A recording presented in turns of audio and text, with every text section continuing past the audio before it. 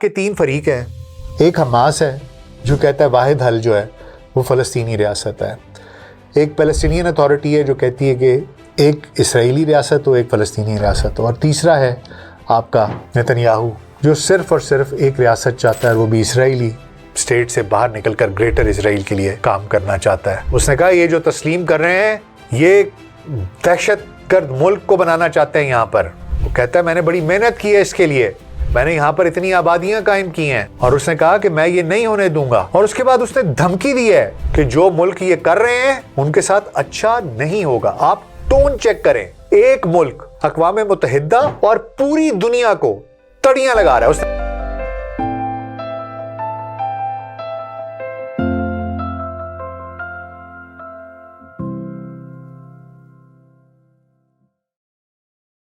Global search pod cost میں doctor ناصر بے کے ساتھ آپ کی خدمت میں حاضر ہیں. جی السلام علیکم. آج ایک تاریخی, سیاسی اور جذباتی سفر پر آپ کو اپنے ساتھ لے کے جانے کا ارادہ ہے. فلسطین کی سرزمین کی جدوجہد کی داستان آج جب اقوام متحدہ کی جنرل اسمبلی کا 80واں اجلاس کل سے شروع ہوا, فلسطین کی ریاست کو تسلیم کرنے کی تحریک نے ایک نئی بلندی عبور کر لی. پہلے اس کی تفصیل دیکھیں گے اور پھر فلسطینیوں کی جدوجہد اور ان کے سیاسی نظام اور سیاسی تحریک کے بارے میں بات کریں گے. جو پولیٹیکل جرنی آف پیلسٹائن ہے اس پہ بات کریں گے کہ اگر یہ سب کے سب لوگ تسلیم بھی کر لیتے ہیں تو کیا فلسطین کے اندر ایسا کوئی سیاسی ڈھانچہ ہے, کیا ایسا کوئی سیاسی لیڈر ہے جو ایک ایسی تحریک پیدا کر سکے کہ واقعی میں ایک علیحدہ فلسطینی ریاست قائم ہو جائے. اور جو انٹرنیشنل پلیئرز ہیں کیا وہ ایسا ہونے دیں گے؟ خصوصی طور پر نتن یاہو, امریکہ, کیا یہ لوگ ایسا ہونے دیں گے؟ اور ان کے اندر جو ان کی اپنی پولیٹیکل ایوولوشن ہے یا ڈیولوشن ہے فلسطین کی, اس کے اوپر ایک نظر ڈالیں گے. یہ سفر کیسا رہا ہے؟ تو آئیے آغاز کرتے ہیں. اب تک اقوام متحدہ کے 193 رکن ممالک میں سے 151 ممالک نے فلسطین کو ایک آزاد اور خود مختار ریاست کے طور پر تسلیم کر لیا ہے, جو تقریباً 78% ہے. یہ تعداد 2012 میں 138 تھی جب فلسطین کو اقوام متحدہ میں ایک نان ممبر آبزرور کا سٹیٹس دیا گیا تھا. اس تسلیم کی فہرست میں زیادہ تر جو ممالک ہیں وہ ترقی پذیر ممالک ہیں, عرب ممالک ہیں, اسلامی دنیا, اور اس کے علاوہ کئی یورپی اور لاطینی امریکہ کے ممالک بھی شامل ہیں. مثال کے طور پر چین, روس, بھارت, برازیل, جنوبی افریقہ اور تقریباً تمام عرب لیگ کے 22 ممالک انہوں نے فلسطین کو تسلیم کیا ہوا ہے. ظاہری بات ہے پاکستان اس میں شامل ہے. لیکن اس کے علاوہ امریکہ, جرمنی, اٹلی, جاپان, جنوبی کوریا, اس جیسے کئی مغربی ممالک ہیں جنہوں نے اب تک فلسطین کو تسلیم نہیں کیا اور اس کو تسلیم کرنے سے گریزاں ہیں, کیونکہ وہ یہ کہتے ہیں کہ یہ جو اگر ہم اس کو تسلیم کریں گے تو یہ صرف اور صرف مذاکرات کے نتیجے میں ہونا چاہیے. ہم بہت تحقیق اور ریسرچ کے بعد یہ ویڈیوز آپ تک لے کے آتے ہیں. اگر آپ کو ہمارا کنٹینٹ پسند آ رہا ہے تو ہمارے چینل کو سبسکرائب کیجئے, بیل آئیکن کو کلک کیجئے تاکہ آپ کوئی ویڈیو مس نہ کیجئے. اور اگر آپ UK, US, کینیڈا کے رہنے والے ہیں تو آپ ہمیں تھینکس کا بٹن پریس کر کے بھی اپریشیٹ کر سکتے ہیں. آپ کا بہت بہت شکریہ. لیکن ستمبر 2025 میں خاص طور پہ اقوام متحدہ کی جنرل اسمبلی کے دوران کئی اہم ممالک نے فلسطین کو تسلیم کرنے کا اعلان کیا, جو ایک بڑا موڑ ہے. 21 ستمبر 2025 کو برطانیہ, کینیڈا اور آسٹریلیا نے رسمی طور پر فلسطین کی ریاست کو تسلیم کر لیا ہے. برطانیہ کے وزیر اعظم کیئر سٹارمر نے انہوں نے کہا ہے کہ یہ جو ہم نے تسلیم کیا ہے یہ 2 ریاستی حل کی امید کو زندہ رکھنے کے لیے ہے. حالانکہ اسرائیل نے اسے پھر جو بنجامن نتن یاہو کا بیان آیا ہے اس نے کہا ہے کہ آپ ایک دہشت گردی کی تنظیم کو, ایک دہشت گردی کو آپ انعام دے رہے ہیں اور آپ ایک ایسے ملک کو تسلیم کرنے جا رہے ہیں جو کہ دہشت گردی کا گڑھ ہے. اور یہ انہوں نے بات کی ہے. کینیڈا نے اسے کہا ہے کہ جناب یہ پیلسٹینین اتھارٹی کی اصلاحات اور حماس کی غیر فوجی حیثیت کی شرط پر کیا ہے. اس وجہ سے یہ جو شرطیں انہوں نے عائد کی ہیں پیلسٹینین اتھارٹی کی, حماس کی, اس وجہ سے یہ بہت ضروری تھا کہ ہم بات کریں کہ یہ کیا چیز ہے پیلسٹینین اتھارٹی, حماس کہاں سے آئی, ان کا اپنا اندر کا پولیٹیکل سٹرکچر کیا ہے. کیونکہ یہ جو انہوں نے تسلیم کیا ہے یہ ان شرطوں پر کیا ہے کہ ہم ان کی خود مختاری کی حمایت کرتے ہیں لیکن اس شرط پر کہ یہ جو پی اے ہے یہ اصلاحات کرے، اور حماس جو ہے وہ غیر فوجی حیثیت کی اس کی شرط عائد کی گئی ہے کہ یہ جو ملیٹنسی ہے وہ یہ نہیں کریں گے۔ اب اس کے علاوہ فرانس نے بھی 21 ستمبر کو تسلیم کرنے کا اعلان کیا، جو G7 کا پہلا ملک ہے جو یہ قدم اٹھا رہا ہے۔ فرانسیسی صدر ایمینوئل میکرون نے جولائی میں کہا تھا کہ یہ تسلیم غزہ میں انسانی بحران کے خاتمے اور 2 ریاستی حل کی طرف پیش رفت ہے۔ اس کے علاوہ بیلجیم، پرتگال، لگزمبرگ، مالٹا، ان سب نے بھی ستمبر 2025 میں تسلیم کرنے کا اعلان کیا، جہاں بیلجیم نے اسرائیلی یرغمالیوں کی رہائی اور حماس کی پی اے سے علیحدگی کی شرط رکھی۔ بیلجیم کے وزیر خارجہ نے کہا کہ اقوام متحدہ کے اجلاس میں امن کی طرف ایک قدم ہے۔ اس کے علاوہ نیوزی لینڈ نے بھی 15 ممالک کے ایک مشترکہ بیان میں شمولیت اختیار کی ہے، جس میں فلسطین کی تسلیم کو اس کی حمایت کی گئی ہے۔ یہ نئی جو تسلیم کیا جا رہا ہے مغربی ممالک کی طرف سے، یہ ایک بہت بڑی تبدیلی کی نشاندہی کرتا ہے۔ جو پہلے اسرائیل کی حمایت کیا کرتے تھے، لیکن اب جو نسل کشی فلسطین میں جاری ہے اس کے ریاکشن میں یہ لوگ اب فلسطین کی ریاست کو تسلیم کر رہے ہیں۔ اب امریکہ اور اسرائیل اکیلے پڑتے جا رہے ہیں، جبکہ فلسطینی صدر محمود عباس نے انہیں 2 ریاستی حل کی طرف ایک اہم قدم قرار دیا ہے۔ تاہم یہ جو بھی انہوں نے ایکسیپٹنس کی ہے اس کو، یہ ساری کی ساری سمبولک ہے، کیونکہ فلسطین پر اسرائیلی قبضہ اب بھی برقرار ہے، اور اقوام متحدہ کی سیکیورٹی کونسل میں امریکہ کی ویٹو پاور فلسطین کو مکمل رکنیت اس کی راہ میں ایک رکاوٹ ہے۔ اور یہ جو ریکگنیشن ہے غزہ کی جنگ اور انسانی بحران کی وجہ سے ہوئی ہے، جہاں عالمی برادری اسرائیل پر دباؤ بڑھا رہی ہے کہ آپ بس کیجئے، جو تم ظلم ڈھا رہے ہو، اب وہ کہتا ہے اس رنج بے خمار کی اب انتہا بھی ہو۔ اب جب یہ منظر سامنے ہے اور بار بار لوگ بات کر رہے ہیں پیلسٹینین اتھارٹی کی اور حماس کی، تو یہ لازم ہے کہ ہم ذرا فلسطین کا جو سیاسی سفر ہے اس پر بھی ایک بات کر لیں۔ یہ میں نے بہت ضروری سمجھا، کیونکہ بہت سے لوگ فلسطین اور اسرائیل کے تناظر کو تو سمجھتے ہیں، اس تنازع کو بھی سمجھتے ہیں، لیکن فلسطین کے اندر کیا کہانی ہے اس کو سمجھنا بھی بہت ضروری ہے۔ یہ کہانی ہے قربانی کی، امید کی، جو فلسطینیوں کی آنکھ میں ایک تارے کی طرح، ایک جگنو کی طرح چمکتی ہے۔ 1948 سے لے کر آج تک فلسطین کی سیاسی تاریخ، فلسطین liberation organization PLO، Palestinian authority PA، Hamas, اور اس کے علاوہ کچھ کنسپریسی تھیریز، کچھ متنازع سیاسی سازشی تھیریز کے بارے میں بھی بات کی جائے گی۔ اسرائیلی وزیر اعظم بنجامن نیتن یاہو، جن نے کہا یہ جاتا ہے کہ قطر کے ذریعے حماس کو فنڈز فراہم کیے، ہم اس پہ بھی بات کریں گے کہ پیلسٹینین اتھارٹی، حماس اور اسرائیل کیا ایسی صورتحال کی طرف کام کر رہے ہیں جہاں وہ چاہتے ہیں کہ سٹیٹس کو شاید مینٹین رہے، یا کوئی استعمال تو نہیں ہو رہا، کہیں حماس تو استعمال نہیں ہو رہی، ان کو معلوم بھی نہیں اور وہ استعمال ہو رہے ہیں، کیا پیلسٹینین اتھارٹی تو استعمال نہیں ہو رہی، یا اپنے ذاتی مفاد کے لیے وہ اس طرح کر رہے ہیں۔ مجموعی طور پر یہ ایک ایسی کہانی بنتی ہے جو تاریخ، سیاست اور انسانی حقوق کا ایک عظیم سبق سکھاتی ہے۔ تو آئیے آغاز کرتے ہیں۔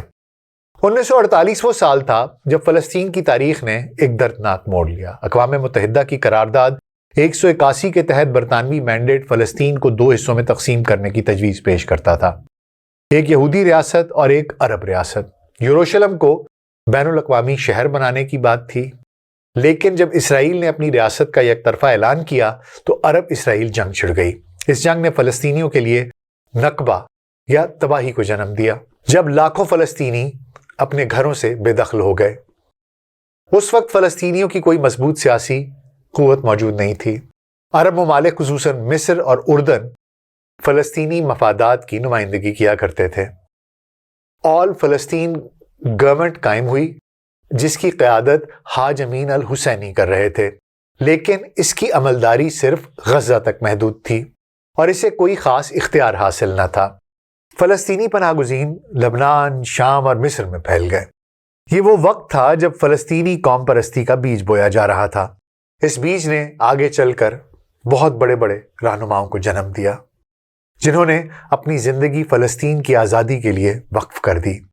لیکن اس وقت فلسطین کے پاس نہ تو کوئی متحدہ قیادت تھی اور نہ ہی کوئی مضبوط سیاسی ڈھانچہ۔ یہ ایک ایسی کمزوری تھی جس کا فائدہ اسرائیل نے اٹھایا۔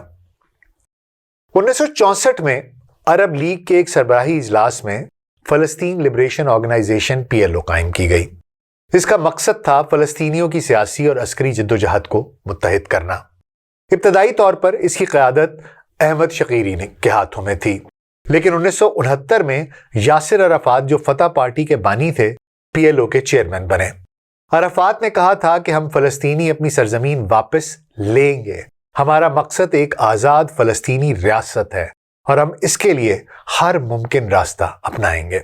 1960 اور 1970 کی دہائیوں میں PLO نے عسکری جدوجہد پر زور دیا۔ اس نے اردن اور لبنان سے اسرائیل کے خلاف گوریلا حملے کیے۔ اسرائیل نے انہیں دہشت گردی قرار دیا، جبکہ فلسطینی اسے اپنی آزادی کی جنگ کہتے رہے۔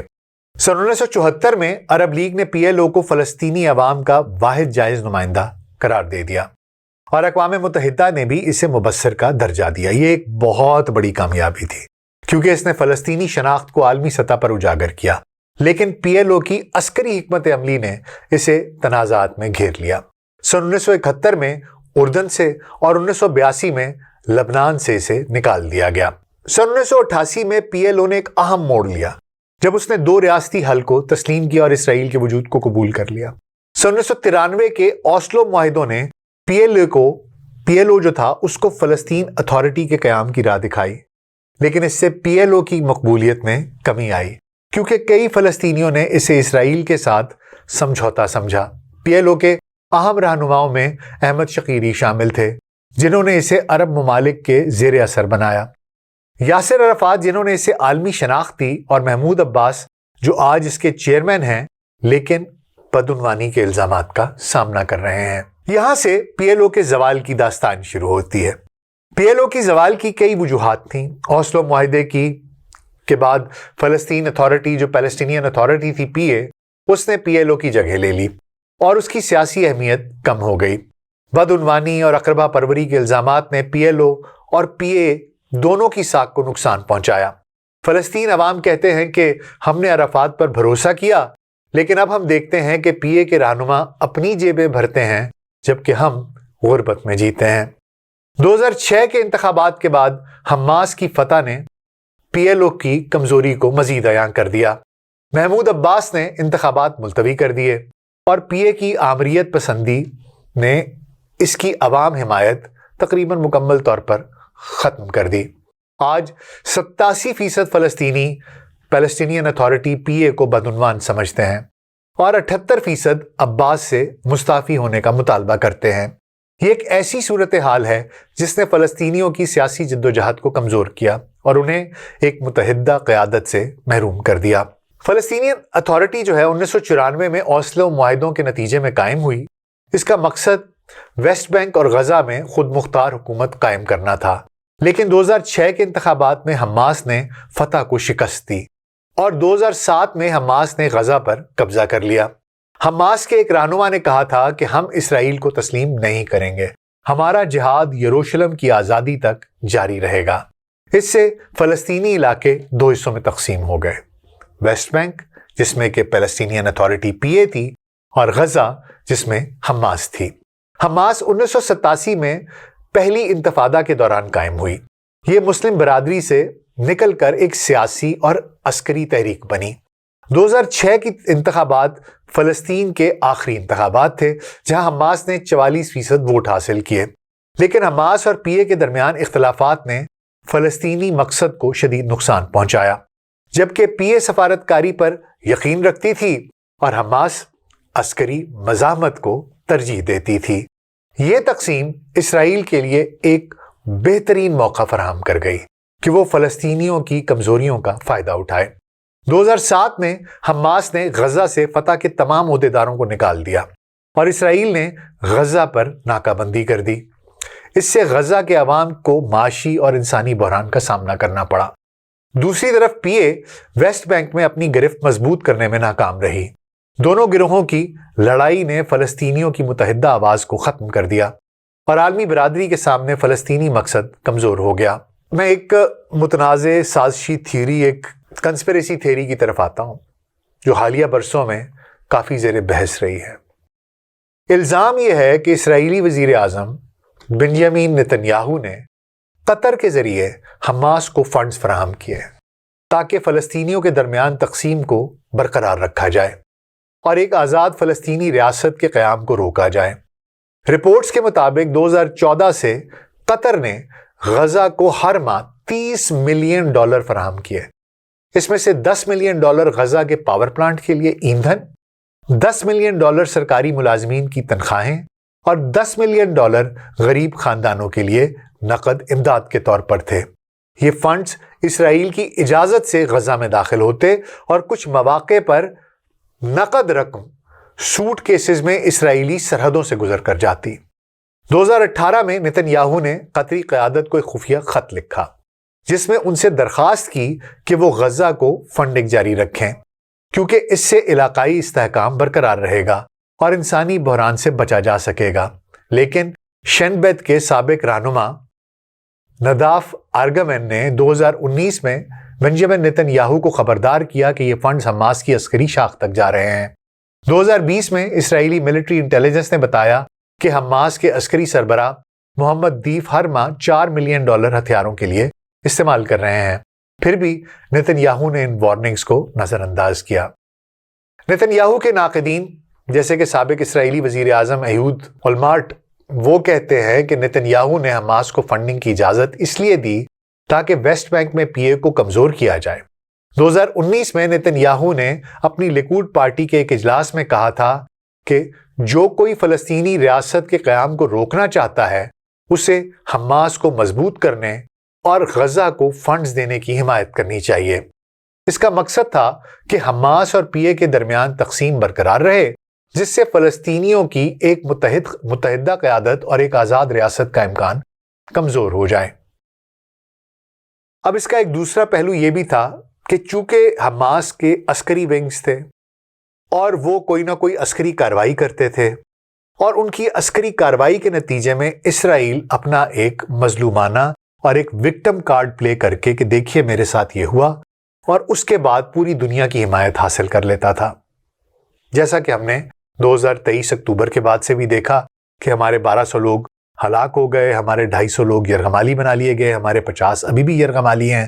یہ ساری کی ساری کہانی، یہ سارے کا سارا حماس کو جو فیڈنگ تھی یہ نتنیاہو خود کر رہا تھا کیونکہ اسے علم تھا کہ حماس کو وہ استعمال کرے گا، اور حماس وہ اپنے جذبے سے لڑائی کر رہے تھے۔ وہ تو تھا ہی ایک عسکری ونگ، وہ وہی کر رہے تھے جو وہ کرتے ہیں، اور اس نے جان بوجھ کر ان کو زندہ رکھا۔ ایک تو یہ کہ پی اے اور ان کی آپس میں لڑائی ہوتی رہے، اور دوسرا یہ کہ یہ جس وقت کوئی عسکری حملہ کریں گے تو میں مظلوم بنوں گا اور مجھے جواز مل جائے گا کہ میں جوابی طور پر اگر ان کا ایک ڈسپروپورشنیٹ قسم کا جواب دوں گا کہ اگر انہوں نے میری انگلی کے اوپر ایک فٹا مارا ہے تو میں جا کر ان کے 10,000 لوگ یا 1,00,000 لوگ ان کو شہید کر دوں گا، ان کے پورے شہر کے شہر مسمار کر دوں گا اور اس کو پریٹیکسٹ بناؤں گا۔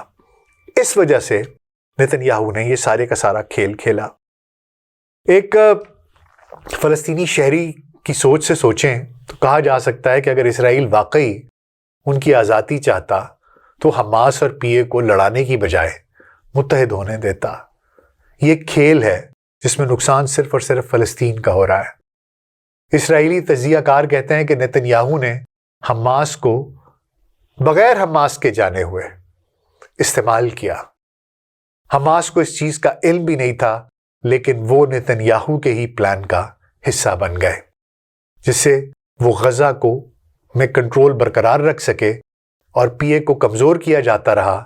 لیکن 7 اکتوبر 2023 کو جو حماس کے حملے ہوئے اس میں 1200 اسرائیلی ہلاک ہوئے، اس کے بعد نتنیاہو کی یہ جو ان کی پالیسی تھی اس پر بہت زیادہ تنقید ہوئی کہ یہ فنڈنگ حماس کو، اسی نے ان کو یہ عسکری صلاحیت دی کہ 1200 اسرائیلی ماری گئے۔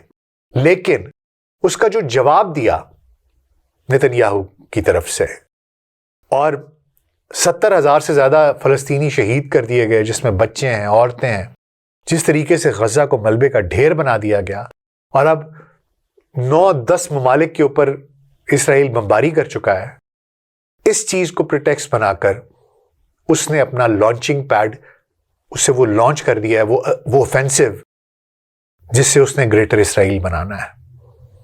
حماس کو شاید علم نہیں تھا، فلسطینین اتھارٹی کو شاید علم نہیں تھا، لیکن وہ نتنیاہو کے ہاتھوں میں کھیل گئے۔ وہاں پر اپنے لوگوں کو بتانے کے لیے اس کا دفتر جو ہے وہ ان الزامات کی تردید کرتا ہے۔ وہ کہتا ہے کہ جناب ہم جو قطری فنڈز دے رہے تھے، یا قطری فنڈز جو تھے وہ صرف انسانی امداد کے لیے تھے، نہ کہ دہشت گردی کے لیے۔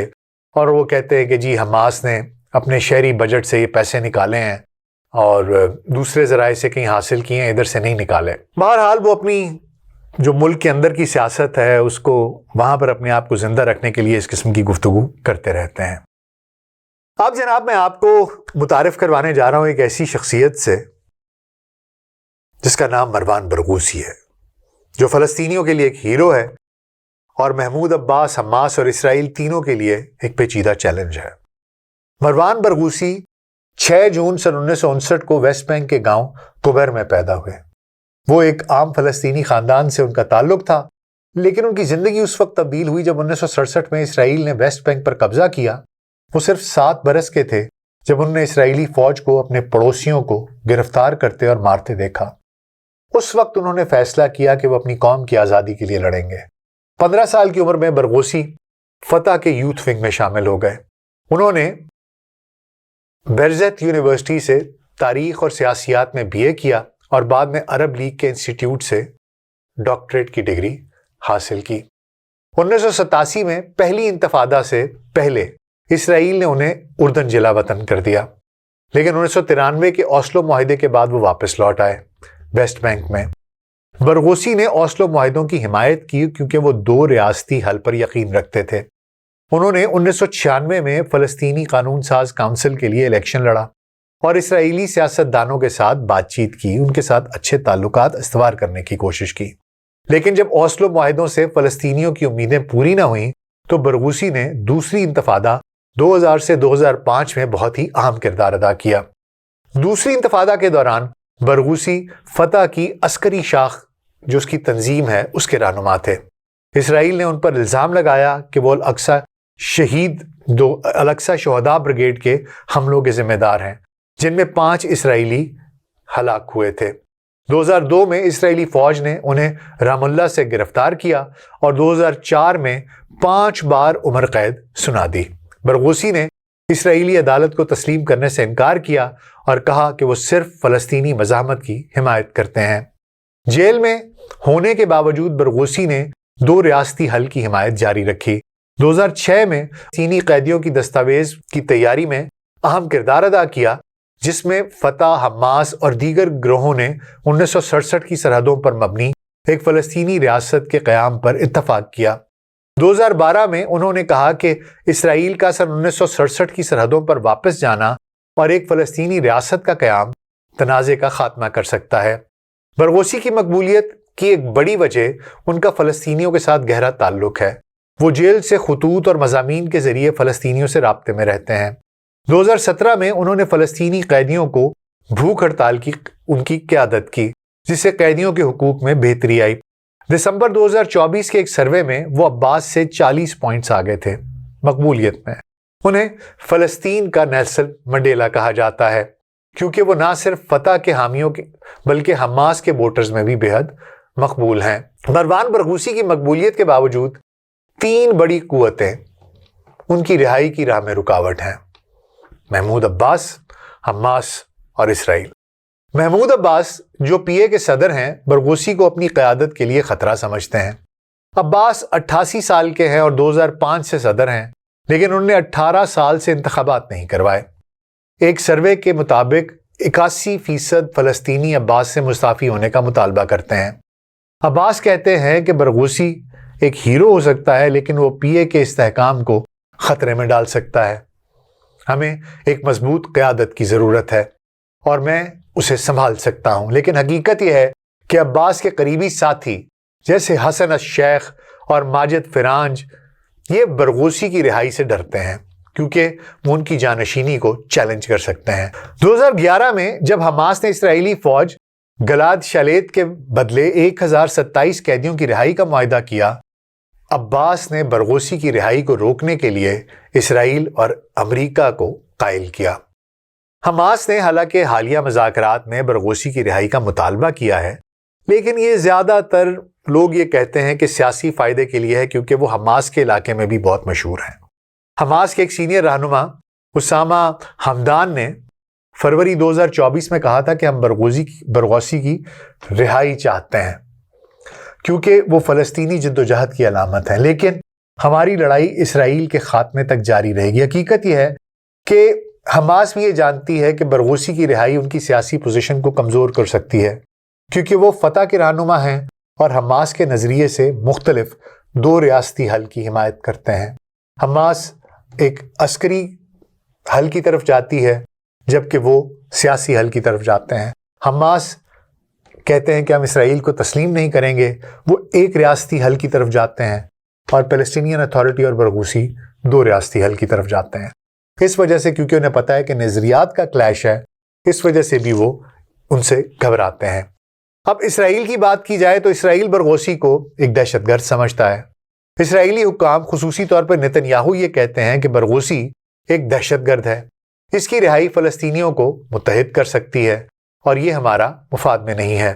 لیکن کچھ اسرائیلی رہنما جیسے سابق شنبت چیف امی آئلون وہ کہتے ہیں کہ برغوثی واحد فلسطینی رہنما ہیں جو دو ریاستی حل کے ذریعے امن قائم کر سکتے ہیں۔ تاہم نتن یاہو کی سخت گیر حکومت اس خیال کی مخالفت کرتی ہے۔ معاملہ یہ ہے جناب کہ ان کو یہ علم ہے کیونکہ اسرائیل بھی یہ نہیں چاہتا اور نتن یاہو بھی یہ نہیں چاہتا کہ امن ہو، وہ بھی یہ نہیں چاہتے، وہ ان کے لیے یہی فائدہ مند ہے کہ یہاں پر کیوس رہے، یہاں پر جنگ ہو، یہاں پر لڑائیاں ہوں، تاکہ ہم جو ہمارا توسیعی نظریہ ہے، جو ہمارے توسیعی ڈیزائنز ہیں، ہم ان کو فالو کر سکیں، ہم آہستہ آہستہ مزید بستیاں آباد کریں، ہم تمام فلسطین پر قبضہ کریں اور اس کے بعد گریٹر اسرائیل کی طرف اپنے قدم اٹھائیں۔ آئیے اب ذرا بات کر لیتے ہیں حماس اور پی اے کے درمیان اختلافات کی۔ حماس اور پی اے کے درمیان اختلافات نے فلسطینی مقصد کو شدید نقصان پہنچا۔ یہ دونوں گروہ فلسطینیوں کی نمائندگی کا دعویٰ کرتے ہیں لیکن ان کے نظریات بالکل مختلف ہیں۔ حماس ایک اسلامی تحریک ہے جو اسرائیل کے وجود کو تسلیم نہیں کرتی، وہ عسکری مزاحمت کو فلسطین کی آزادی کا واحد راستہ سمجھتی ہے۔ دوسری طرف پی اے ہے جو فتح کی زیر قیادت ہے، وہ سفارت کاری اور مذاکرات پر یقین رکھتی ہے، لیکن عباس کی قیادت میں پی اے پر بدعنوانی اور اسرائیل کے ساتھ تعاون کے الزامات لگتے ہیں۔ فلسطینی عوام کہتے ہیں کہ ہم حماس اور پی اے کی لڑائی سے تنگ آ چکے ہیں، ہم چاہتے ہیں کہ کوئی ہمیں متحد کرے، کوئی جو ہمارے درد کا مداوع کر سکے۔ 2006 کے انتخابات میں حماس کی جیت نے پی اے کی کمزوری کو ظاہر کیا، لیکن اس کے بعد حماس اور فتح کے درمیان تنازعات نے فلسطینیوں کو دو حصوں میں تقسیم کر دیا۔ 2007 میں حماس نے غزہ سے فتح کے تمام عہدیداروں کو نکال دیا اور اسرائیل نے غزہ پر ناکہ بندی کر دی۔ اس سے غزہ کے عوام کو معاشی اور انسانی بحران کا سامنا کرنا پڑا۔ دراصل معاملہ یہ ہے جناب کہ تین فریق ہیں۔ ایک حماس ہے جو کہتا ہے واحد حل جو ہے وہ فلسطینی ریاست ہے، ایک پیلسٹینین اتھارٹی ہے جو کہتی ہے کہ ایک اسرائیلی ریاست ہو، ایک فلسطینی ریاست ہو، اور تیسرا ہے آپ کا نتن یاہو جو صرف اور صرف ایک ریاست چاہتا ہے، وہ بھی اسرائیلی، اور پہلے وہ فلسطین کو کھانا چاہتا ہے اور اس کے بعد پیلسٹینین اسٹیٹ سے باہر نکل کر گریٹر اسرائیل کے لیے کام کرنا چاہتا ہے۔ وہ کبھی بھی نہیں چاہتا کہ یہاں پر حل ہو، یہاں پر امن ہو، ان میں سیاسی استحکام آئے، اور وہی ان سب کو آپس میں لڑا رہا ہے، اور یہی ان کے اختلافات ہیں آپس میں۔ لیکن آج جب کہ دنیا بھر میں دو ریاستی حل کی حمایت بڑھ رہی ہے، میں نے آپ کو بتایا کہ 150 سے زیادہ ممالک فلسطین کی ریاست کو تسلیم کر چکے ہیں، کینیڈا، فرانس، برطانیہ، ان سب کے اعلان کے بعد آپ خود ہی سوچئے کہ پوری دنیا دو ریاستی حل کی طرف جا رہی ہے۔ اسرائیل کے اوپر ایک پریشر ڈالا جا رہا ہے، امریکہ کے اوپر ایک پریشر ڈالا جا رہا ہے۔ آپ سوچئے برطانیہ جیسا ملک، فرانس جیسا ملک، کینیڈا جیسا ملک، آسٹریلیا جیسا ملک، جو سب سے بڑے اتحادی ہیں امریکہ کے، لیکن امریکہ اب بھی فلسطینیوں کو تسلیم کرنے سے گریزاں ہے۔ وہ اقوام متحدہ کی سیکیورٹی کونسل میں فلسطین کی رکنیت کے خلاف ویٹو استعمال کرتا ہے، لیکن اب عالمی رائے بدل رہی ہے۔ اور سب سے خطرناک جو معاملہ ہے جناب، وہ یہ ہے کہ جو نیتن یاہو ہے اس نے ایک بیان دیا ہے، اور اس کا بیان بہت خطرناک ہے۔ اس نے کہا یہ جو تسلیم کر رہے ہیں یہ دہشت گرد ملک کو بنانا چاہتے ہیں یہاں پر۔ وہ کہتا ہے میں نے بڑی محنت کی ہے اس کے لیے، میں نے یہاں پر اتنی آبادیاں قائم کی ہیں، اور اس نے کہا کہ میں یہ نہیں ہونے دوں گا۔ اور اس کے بعد اس نے دھمکی دی ہے کہ جو ملک یہ کر رہے ہیں ان کے ساتھ اچھا نہیں ہوگا۔ آپ ٹون چیک کریں، ایک ملک اقوام متحدہ اور پوری دنیا کو تڑیاں لگا رہا ہے۔ اس نے کہا اقوام متحدہ سے بھی اس کا مطلب ہمیں لڑنا پڑے گا۔ اندازہ کریں آپ اس کی ٹون کا، اس کی بدماشی کا، کہ کس قسم کا ان کے اوپر دماغ پہ چربی چڑھی ہوئی ہے۔ ان حالات میں جو میں نے آپ کو بیان کیے ہیں، اور یہ جو ملک جنہوں نے نیا ابھی تسلیم کیا ان سب نے کہا ہے کہ پی اے جو ہے وہ بھی اپنی پالیسی چینج کرے، دو ریاستی حل کی طرف آئے، عسکریت سے اپنے آپ کو علیحدہ کریں، حماس اس طرح کی کاروائیاں نہ کرے۔ اس وجہ سے میں نے آپ کو یہ سارا بتایا کہ جب تک حماس اور پی اے ایک پیج پر نہیں آئیں گے، ایک سیاسی قیادت نہیں آئے گی، تب تک آگے معاملہ نہیں چلے گا۔ مستقبل جو ہے نا جی فلسطین کا، یہ غیر یقینی ہے۔ کچھ امکانات نظر آتے ہیں، مروان برغوثی جیسا کوئی شخص اس کو رہائی ہو سکے، فلسطینی سیاست کو ہو سکتا ہے وہ تبدیل کر دے۔ میں نے اس کا نام اس لیے لیا ہے کہ مجھے فی الحال وہ واحد رہنما ایسا نظر آتا ہے جو فتح اور حماس کے درمیان مفاہمت کرا سکتا ہے اور ایک متحدہ قیادت قائم کر سکتا ہے۔ پھر دوسرا یہ کہ اس کی دو ریاستی حل کی حمایت فلسطینیوں کو عالمی برادری کے سامنے ایک مضبوط مذاکراتی پوزیشن دے سکتی ہے۔ اگر برغوثی رہا ہوتا ہے تو وہ ہو سکتا ہے کہ 2026 کے مجوزہ انتخابات میں ایک مضبوط امیدوار بھی بن سکے۔ پولز کے مطابق وہ حماس کے خالد مشعل اور عباس دونوں کو شکست دے سکتا ہے، لیکن اسرائیل یہ نہیں چاہتا۔ وہ عباس کی سیاسی کمزوری اور حماس کی جو عسکری حکمت عملی ہے وہ چاہتا ہے کہ یہ برقرار رہیں، کیونکہ وہ چاہتے ہی نہیں ہے کہ یہ معاملہ حل ہو، وہ چاہتے ہی نہیں ہے کہ وہاں پر کوئی فلسطینی اسٹیٹ بنے۔ اور یہی بات نیتن یاہو نے کہی ہے کہ فلسطین کوئی نہیں ہے، ہم نے جوڈیا اور سمیریا بنا دیا ہے۔ اس نے یہ چیز کا برملا اظہار کر دیا ہے۔ اور کیونکہ اب یہ فلسطین میں نے آپ کو بتایا ایک بہت بڑا پولیٹیکل ویکیوم ہے، کوئی ایسا لیڈر نہیں ہے، کوئی پولیٹیکل انفراسٹرکچر نہیں ہے، پارٹیز ٹوٹلی کلیپس ہوئی نہیں ہے، آئیڈیالوجی ایک نہیں ہے۔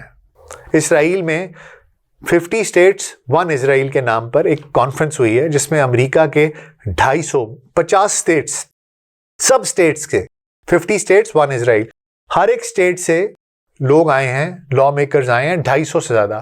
تاریخ کا سب سے بڑا ڈیلیگیشن تھا جو آیا لا میکرز کا۔ This is the kind of support that America is giving to اسرائیل۔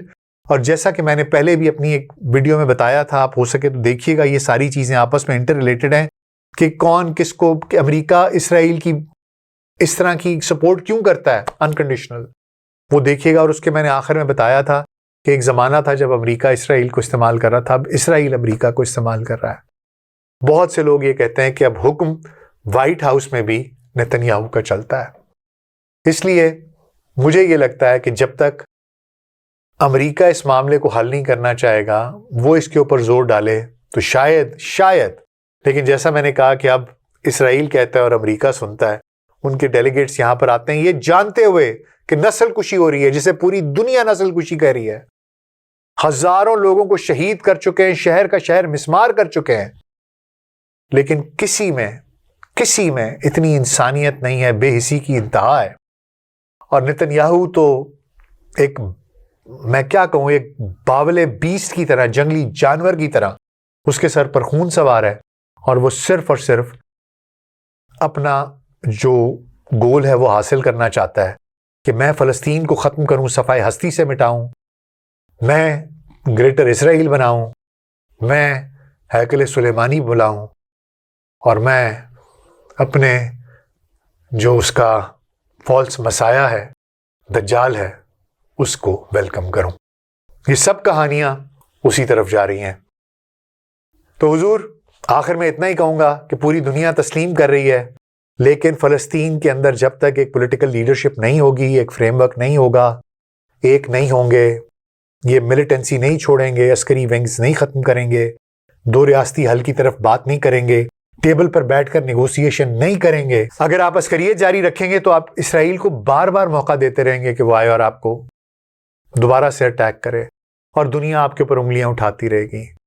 سو امن سے، بات چیت سے، ٹیبل پر بیٹھ کر دو ریاستی حل کی طرف بات کریں، اور اگر مروان برغوثی جیسا شخص رہا ہو جاتا ہے تو یہ فلسطین کے لیے میرے خیال میں بہت فائدہ مند ہوگا۔